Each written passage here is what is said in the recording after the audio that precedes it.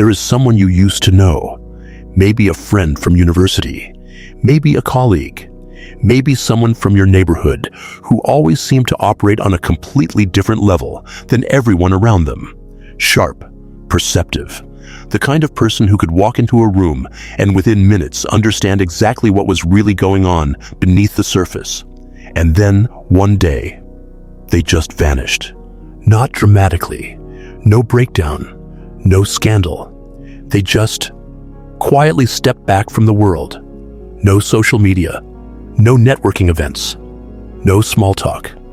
And here is what nobody tells you about that disappearance. It wasn't a failure. It wasn't depression. It wasn't giving up. It was the most intelligent decision they ever made. Stay with me, because by the end of this video, you are either going to understand someone in your life on a level you never have before, or you are going to finally understand yourself. Let me describe a pattern that has repeated itself throughout all of human history. Take someone with a genuinely exceptional mind, not just academically sharp, but someone who thinks in layers, who sees consequences 3 steps ahead, who asks questions that make people in the room suddenly go very quiet. In their early years, they engage fully, they participate, they contribute. They try to fit their enormous inner world into the frameworks society provides, and for a while, it works. But then something shifts, usually in their 30s or 40s. The energy that once went outward starts moving inward. The ambition doesn't disappear. It transforms. It stops chasing visibility and starts chasing depth. People around them panic. They think something has gone wrong. Nothing has gone wrong. Something has finally gone right. Isaac Newton developed his theory of gravity not inside a prestigious university surrounded by the greatest minds of his era. He developed it completely alone, on his family's farm, during 2 years of self-imposed isolation while the plague swept through London. He later called it his most miraculous period of thinking. The world received calculus from that silence. Henry David Thoreau walked away from society at 27 years old, moved to a small cabin at Walden Pond. People said he had lost his mind. What he produced in that solitude shaped American philosophy for the next 200 years. The pattern is undeniable once you see it, and the question it forces us to ask is uncomfortable. Is this withdrawal a symptom of something going wrong? Or is it the first sign of something going profoundly, quietly right? The psychiatrist Carl Jung spent his entire career studying not just individual minds, but the invisible architecture that all human minds share. He called it the collective unconscious. And here is the simplest way to understand it. Imagine that every human being is born with pre-installed software, instincts, inherited fears, frameworks for what success looks like, what happiness is supposed to feel like, what a good life is supposed to contain. You did not choose this software. It was running before you were old enough to question it. Jung's observation, and this is where it gets deeply uncomfortable, was that most people spend their entire lives executing that pre-installed program without ever once stopping to ask if it actually belongs to them. They want what they were told to want. They fear what they were told to fear. They measure their lives against metrics handed to them by their parents, their culture, their employer, their social media feed. And the most disturbing part? They do all of this while genuinely believing they are making their own choices. Jung called this state identification with the collective. You are so completely merged with the shared script that you have mistaken it for your own voice. Now here is where it becomes specifically relevant to highly intelligent people. At some point, and this moment arrives differently for everyone, person with genuine depth of perception begins to see the machinery. They notice the script. They see that a significant amount of what passes for opinion is simply recycled assumption. That much of what society calls ambition is, on closer inspection, just organized anxiety. And once you see that, you cannot unsee it. Jung called the process of stepping outside this programming individuation. The slow, sometimes painful work of becoming who you actually are, rather than who you were designed to be. But here is what Jung was brutally honest about. Society does not reward individuation. Society requires predictability. It needs people to follow the script. And when someone begins to deviate, begins living in ways that don't conform to the expected timeline, the collective pushes back, not always loudly. Usually it's subtle. You're told you're too intense. You're overthinking. You're being unrealistic. You're difficult to work with. And at some point, many intelligent people arrive at a very simple calculation. The cost of full participation is greater than any reward it offers. So they begin, quietly, deliberately, to exit. I want to name something that almost never gets spoken about directly. I am going to call it cognitive translation fatigue. Here is what it is. When your mind naturally operates in systems, when you instinctively build mental models, when you hold complexity without needing to immediately resolve it, you are thinking at a register that most everyday conversations simply do not reach, which means every single interaction requires you to translate. You take your multi-layered, nuanced thinking and you compress it into something digestible. You strip away the qualifications because people find them tedious. You lose the texture because texture reads as evasiveness. You say, "It's complicated," and you watch eyes glaze over within 3 seconds. You say something simpler and feel a small but real betrayal of your own mind. And you do this dozens of times every single day, every meeting, every dinner, every casual exchange at the coffee machine. What people fail to understand is that this translation work is not merely socially exhausting, it is cognitively damaging. Your mind is not a fixed resource. It is shaped by how you use it. Operate consistently below your actual capacity, and the sharpness does not hold. The habit of simplifying bleeds into your private thinking. The constant performance of being easier than you actually are starts, slowly, to hollow you out. Jung wrote at length about what he called the persona, the mask the self constructs for social performance.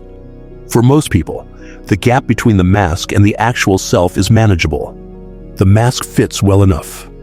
But for someone whose natural way of engaging with reality is deeply misaligned with what most social environments are designed to reward, the mask stops fitting. It starts to suffocate.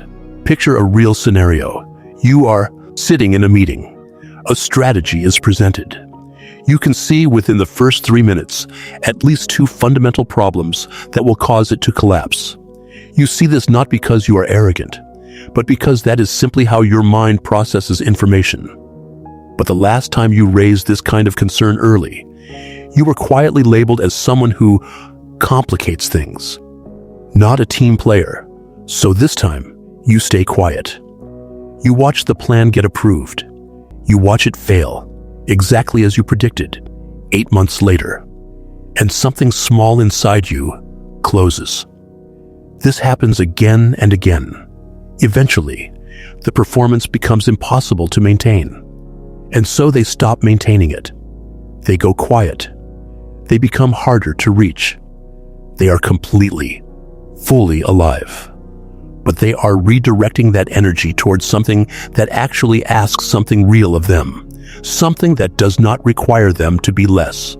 There is another reason highly intelligent people withdraw, and almost no one discusses it honestly, because it requires admitting something uncomfortable about human nature. Genuinely sharp minds make other people feel exposed, not intentionally, not cruelly, simply by existing at their natural level. Here is the psychology behind this. When you encounter someone physically stronger than you, the typical response is admiration. When you encounter someone wealthier, it might be envy, but it is manageable envy. But when you encounter someone who thinks more clearly than you do, who asks questions you had not thought to ask, who sees implications you missed entirely, something different activates in the brain. Research into social cognition has found that intellectual comparison triggers threat responses in ways that physical or financial comparison typically does not. The reason is this: your thinking is not separate from your identity. When someone's mere presence challenges the quality of your thinking, even implicitly, they are touching something close to the core of who you believe you are, and people defend against that feeling. But the defense almost never looks like defense. It looks like dismissal. They're too theoretical. They have no real-world sense. Sure, they're smart, but they're impossible to actually work with. Jung called this shadow projection, when someone else's presence highlights your own unexamined limitations. The mind does not always respond by thinking harder. Sometimes it responds by deciding there is something wrong with them. The person being projected onto has done absolutely nothing. They have simply shown up as themselves, and in doing so created an uncomfortable mirror. This is why Socrates was executed. Not because his ideas were militarily dangerous, but because his questions made powerful people feel intellectually inadequate, and that was intolerable. This is why Alan Turing, who by conservative estimates shortened the Second World War by 2 years and saved millions of lives, was later prosecuted by the very government he had rescued. In ordinary daily life, this dynamic plays out in far more mundane ways, but it is no less real. Ideas get credited to people with better social skills. Promotions go to people who are better at performing confidence than at actually possessing it. Intelligent people are told to work on their communication style, which, translated honestly, means stop making us feel like we are not following. And eventually, the intelligent person reaches a quiet conclusion. This game is not designed for someone like me to win it honestly. And rather than compromise what they are, they stop playing.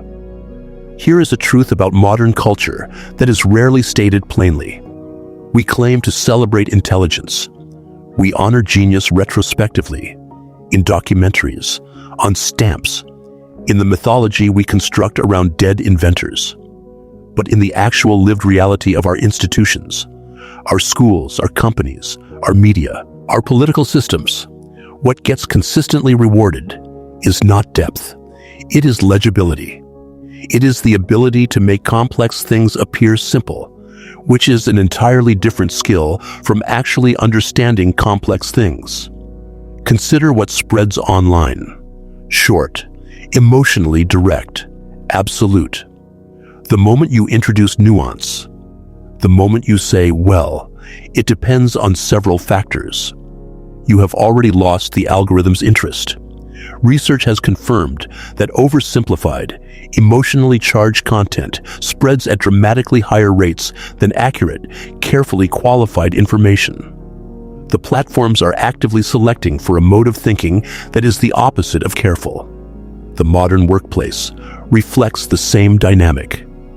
Organizations display innovation as a value. They hire consultants. But what they functionally promote is competence within the existing structure. The person who stands up and says, "I think we are solving entirely the wrong problem," is not celebrated. They are a threat to stability. So what happens to that person? They leave, or they are quietly pushed out. And then 5 years later, the organization spends enormous resources trying to reconstruct the thing that person was doing naturally. The mathematician Grigori Perelman solved the Poincaré conjecture, a problem that had defeated the world's best mathematical minds for nearly a century. He was offered the Fields Medal, the highest honor in mathematics, and a $1 million prize. He declined both, walked away from academic life entirely. People said he had broken down. But consider another reading. Perhaps he understood with perfect clarity what accepting would mean. That he would be transformed into a performer. That his identity would be repackaged as a product. That the system which had ignored him for years would now wish to claim him as proof of its own legitimacy. He chose to remain himself, at significant personal cost. That is not madness. That is a coherent set of values. Jung built a tower, not as metaphor, literally. Beginning in 1923, in the Swiss village of Bollingen, he constructed a stone tower with his own hands, designed it himself, laid every stone himself.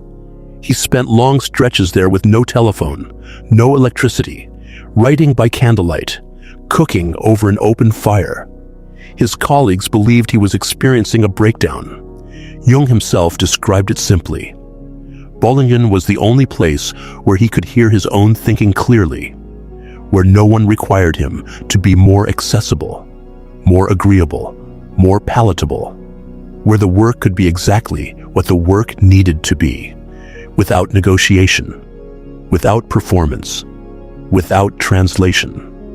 The ideas he developed in that deliberate solitude, individuation, the shadow, the archetype, are now foundational to modern psychology, not in spite of the withdrawal, because of it. This is the central paradox. The withdrawal that looks like failure from the outside is often, from the inside, the beginning of the most authentic work a person will ever produce. Emily Dickinson wrote nearly 1,800 poems inside her bedroom in Amherst. She rarely left the house. She published almost nothing in her lifetime. Today, she is regarded as one of the greatest poets in the English language. Stanley Kubrick produced some of the most enduring films in cinema history while living as a near recluse outside London, refusing to fly, avoiding crowds, working at his own pace with obsessive attention to detail. He was considered impossible to work with. He was also incomparable. These people did not disappear because they failed to engage with the world. They disengaged precisely so they could do the work that full engagement was actively preventing. You are watching a video about intelligent people withdrawing from society. So let me ask you something directly. Are you feeling recognition right now? Not of someone else, of yourself. Maybe there is a pull you have been feeling lately, a slow, quiet withdrawal from conversations that used to feel important, a growing preference for your own company, not out of sadness, but out of something that honestly feels more like relief. You have been declining invitations without guilt. You have gotten quieter, not because you have nothing to offer, but because explaining yourself has started to feel like more than it is worth. You feel most fully alive when you are deep inside a problem, a book, a project, and least alive in rooms full of conversation that never seems to go anywhere real. If any of that resonates, I am not here to diagnose you, but Jung's framework suggests this might not be something going wrong. It might be your own depth calling you towards something larger. The pull towards solitude, when it comes from intellectual vitality rather than despair, is often the mind's way of saying, you need more room than this. You are operating at a fraction of your actual depth, and your inner life is no longer willing to accept that. That does not mean cutting everyone off. Jung himself maintained a family, a practice, a community. What he argued for was conscious withdrawal, the deliberate protection of your inner life from the relentless noise of collective demand. The question is not whether to withdraw. The question is whether you are doing it with intention, building something real in the quiet, or simply drifting away from the loud. In every era, the people whose thinking ultimately shapes the world are almost never the people who were most visible during their own lifetimes. They are the people who were willing to become invisible long enough to do the work that actually mattered. Newton at that farm, Thoreau at Walden Pond, Jung at his stone tower. The world did not lose them when they went quiet.